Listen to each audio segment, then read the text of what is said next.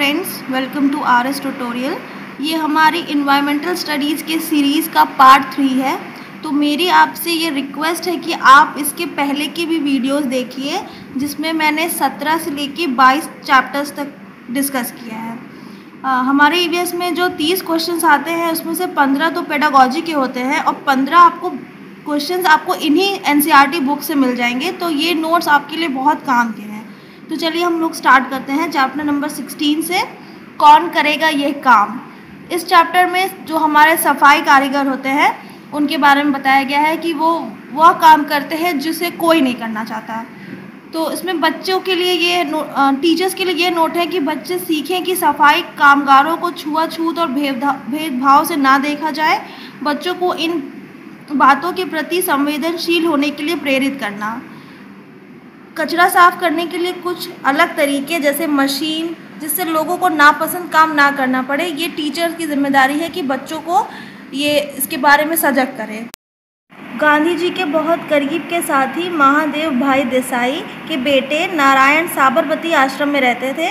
उन्होंने अपना बचपन यहाँ गुजारा। और संत चरण रज सेविता सहज, ये नारायण भाई की किताब है। इस पार्ट में उनकी किताब का कुछ अंश दिया है, जिसमें बताया गया है कि जो साबरमती में आने वाले मेहमान थे उन्हें टॉयलेट की सफाई का काम सिखाया जाता था और अन्य काम भी सिखाए जाते थे, तो उन्हें ये काम भी करना पड़ता था। तो गांधी जी ने कहा था कि छुआछूत का भेदभाव छोटी बात नहीं है, उसे मिटाने के लिए कड़ी मेहनत की ज़रूरत है।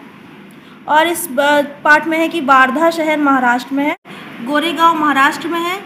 भीमराव यानी बाबा साहब अम्बेडकर की अगुवाई में हमारा संविधान तैयार हुआ। Documentary film India untouched stalling के की किताब डॉक्यूमेंट्री है। गांधी जी समझते थे कि हम सभी को हर तरह का काम सीखना चाहिए। तो इस पार्ट में इतना ही है। अब आते हैं चैप्टर नंबर 15, उसी से ठंडा उसी से गर्म। इसका तो सबसे मेन इम्पॉर्टेंट पॉइंट ये है कि इस कहानी के लेखक हैं डॉक्टर जाकिर हुसैन, जो हमारे देश के पूर्व राष्ट्रपति थे। के लिए और कई कहानियाँ लिखी हैं। मुंह से निकली हुई हवा बाहर के तापमान के मुकाबले ठंडी या गर्म हो सकती है। इसे समझने के लिए हम लोग एक एग्जांपल लेते हैं कि हम लोग को जब ठंड लगती है तो हम लोग अपने हाथों पे अपने मुंह से फूंक मारते हैं ताकि उसे थोड़ी गर्माहट मिले।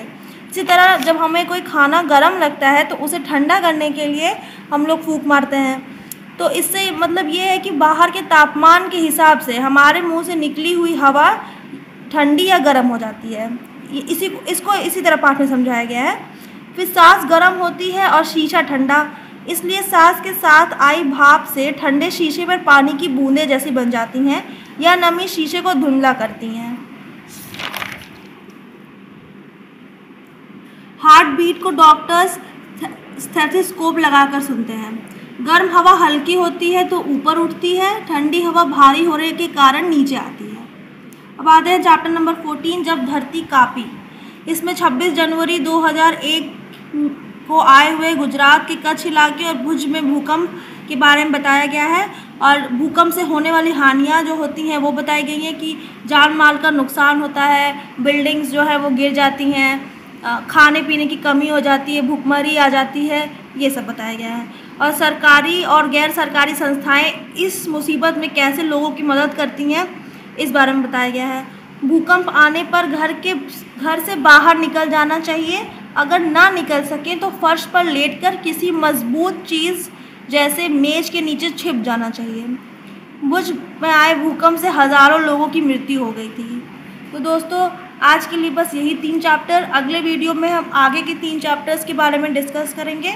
और हमारे चैनल को सब्सक्राइब करिए और जो बेल बटन होता है उसे ज़रूर क्लिक करिए ताकि हमारे वीडियोस के नोटिफिकेशंस आपको सबसे पहले मिलें।